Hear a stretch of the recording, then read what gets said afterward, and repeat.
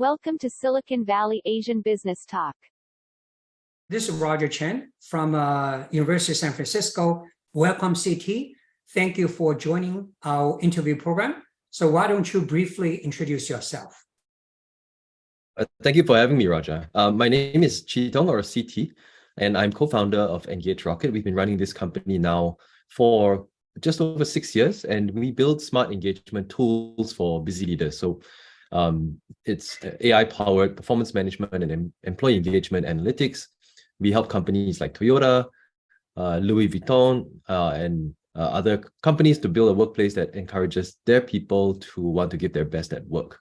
So we serve mid-market companies globally across more than 20 industries and have analyzed over 10 million employee data points. Discussion topic: misperception and advice for future entrepreneurs.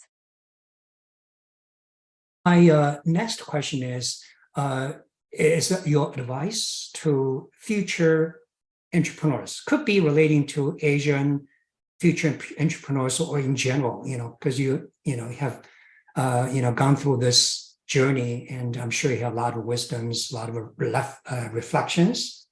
Yeah. I mean, if I could boil it down to one thing, it would be that, be prepared that apart from a very, very small minority of entrepreneurs, this path is not a get-rich-quick path. So set the expectation correct. Yeah. You're probably going to have to work twice as hard as your peers for half the money.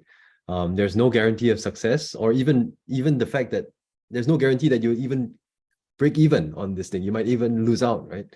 And to consider those opportunity costs carefully. But at the same time, so this is the thought process that went through my mind as I was starting out.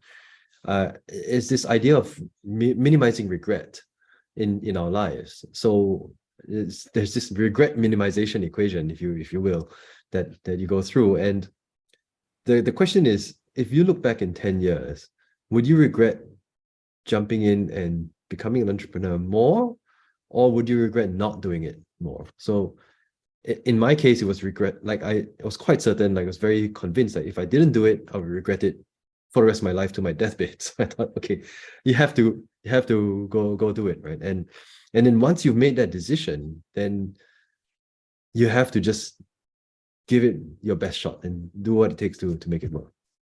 Do you have any observations about so-called the misunderstood or misperceived opinions about entrepreneurship or kind of managing new ventures? Do you think a lot of people get wrong? But I think you got your unique insights you want to share. Yeah, I mean, there are studies on this, but in my experience now, they resonate a lot. That we always think that, okay, let's do what Mark Zuckerberg and everybody else did. Let's quit university, quit college, and go start a new company and get rich. That's actually very, very rare. So if we look at what it takes to build a successful venture, you need to understand how the world works a little bit.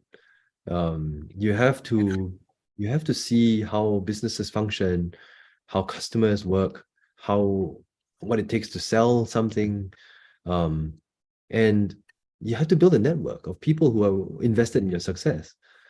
And that doesn't come easily when you're fresh out of school or fresh out of college. So I would say that maybe one of the misconceptions is that all tech founders are college dropouts. Actually, most of tech founders are kind of in their mid-40s and have had a couple of failed ventures under their belt already, right? And that's the profile of your unicorn founders.